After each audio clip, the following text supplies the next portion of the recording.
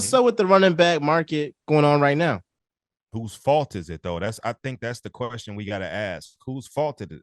Is it the owner's fault? Is it the coach's fault? Or is it the player's fault? It's deep fault, man. I It's think deep fault, it y'all. starts. Yeah, Don't make me do this. Even before Zeke, go to Todd Gurley. Like, look what happened with Gurley. Like, they paid that man like 80, like what they paid Gurley, like 60 million, 70 million guaranteed. But I think that's the league. That was that team's fault, though. That was that team's fault. You couldn't predict what's happening right now with Zeke. Todd Gurley had that, like, he had what, like, arthritis in his knee or something like that. Like, that's chronic. You can't do nothing about that. You know what I'm saying? Like, that's something that. But still, they overlooked it though. They ignored it because of the talent that he had. Yeah. Teams ain't making that mistake, and I think that's what it stems from. And the life expectancy of a running back is so short. So, what are ways that we could fix it? Either A, you temper your load, or pause, or B, you I don't even think there is a B. Yeah. You got to tell them, look, we need dual running backs. We need triple running backs. Like, y'all better don't run me through the ground. And that's going to destroy fantasy. But because coming into last season, I knew Oakland wasn't interested in Josh Jacobs. I told my mans, I say, look, you thinking about drafting Josh Jacobs, that's cool. Two things is going to happen. I swear to God, that's what I told him. I said, one, either he going to be phased out of the offense completely and they're going to start somebody younger than him, or two, they're going to run him into the ground and let him walk in the offseason. Watch what I tell you. I said, now, you could benefit from one, but if you draft him and the other one happens, you pop. And sure enough, they ended up running him into the ground. And look what happened. He had like 350-some carries, led the league in rushing, took off. And now he's a depreciated asset. Now he's got tires. His tread is running out because the life expectancy of a running back is like 4 to 5 years. Look at Zeke. Look at Todd Gurley. Like, that's why we need to gain, like, you as a Cowboys fan, that's why all the people that disrespect my main man, Emmitt Smith, oh, he's not a top 5 running back. You need to appreciate that because no matter how great that offensive line was, what Emmitt Smith did for a career was completely and nothing short of incredible. Yes, he had longevity, which is something that a lot of running backs can't say they had. Like, a lot of these guys stopped after 10, 11, 12 years. Barry Sanders played, 9, 10 years? Walter Payton played, 12 years? A lot of these guys ain't playing 20, 21, 22 years like E. Smith did at a high level. He only didn't rush for 1,000 yards like once or twice in his career in 22 seasons. That's something to be in this sport where the life expectancy at your position is 4 to 5 seasons. This man played 20-some seasons and owns all the records, and people got the gall and audacity to say he ain't top 5, boy. Get out of here. Like, that's what happened to the running backs. Guys ain't E. Smith no more.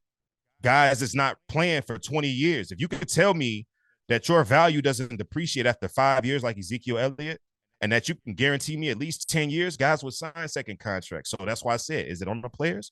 Is it on the organization? No. Is it on the coaches? Is it on the organization? No. It's 100% on the players. Take care of your body. I know you go through rigorous pain. I know you get hit every play, whether you blocking, whether you running, whether you catching, you got to get tackled. I know you getting hit on every play. Take care of your body. Get old school with it.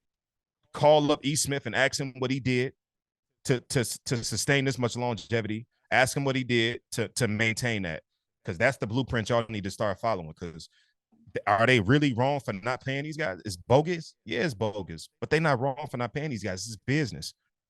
Look at Zeke. He ain't even got a job. It's crazy. I'm on mute. I thought Zeke was gonna be the next Emmitt Smith. The way he started out. Yeah, no, that was ridiculous. Like, he ain't even got a job. Yeah. It's real. That's a sharp decline. I think I would disagree in terms of Saquon Barkley. After the season that the Giants have, to not pay that man, we talking about $2 million. Right. We're talking about $1 million. They just being stubborn now. They just being like, oh no, we're on this. It's all like pride at this point. It's like pride. Yeah, we're not gonna give this to y'all. Like, what's that? What message does that send to your locker room when basically your best, at very least, your best offensive player, you're not even trying to pay that man after y'all surprised the whole world and got to the playoffs? But you give a guy like Daniel Jones, who isn't even Saquon Barkley's top 5 running back. Daniel Jones isn't top 10. How the heck is you paying him this? Again, I know that the quarterback is most important position in the game of football, but not paying a guy in Saquon Barkley is wild to me. But I love your point about Todd Gurley and Zeke, because they definitely did mess it up. And I know that teams are looking at the Chiefs. They don't have no star running back, and they've been to the Super Bowl each and every year. The Eagles, I think it's wild though, because nobody has another Patrick Mahomes. Nobody. But look, the Eagles, they didn't have a top 5 running back, and they went to Super Bowl too. So I could see why teams could think that. But it's certain cases where you have a guy like Saquon Barkley who's this dynamic. It was talking about $2 million, $3 million. Come on now. He's being stubborn. But statistically, Boobie been top half in the league for the past 2-3 years. I'm not gonna lie to you.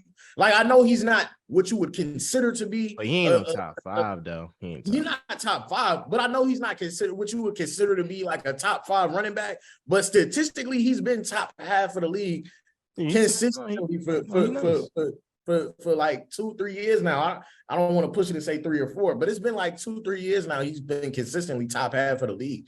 So it's like, even when you look at the Eagles, like, Miles Sanders is a guy. Like, he's a guy. And even they let him go to North Carolina. To get DeAndre Swift. For $9 million. All he got in North Carolina was $9 million. But I think it's crazy that y'all did that. I'm gonna be so crazy. Well, we got my boy Swift from St. Joe's Prep, from Philly. Be good.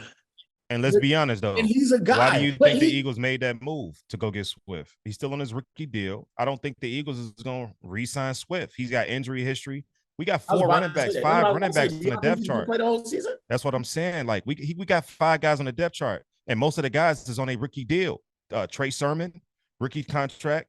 The boy we got from Seattle, rookie contract. DeAndre Swift is still on his. Like, all these guys probably not going to be on the squad within the next 2 years. And they're all guys. If we didn't pay Miles Sanders, who rushed for 1,100 yards last year and was efficient as hell, $9 million, and I understand we had issues with cap, and that's why we had to let a lot of guys go.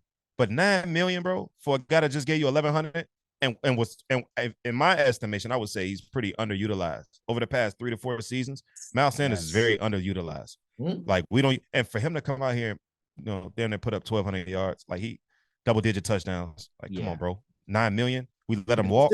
He can still go and get 9 too. He can still go and get a contract right now because he's not over, because he got one. He's with Carolina.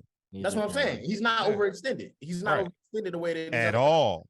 Yeah. At all. He still got a good. He got a lot of mileage left. Yeah. No, he do.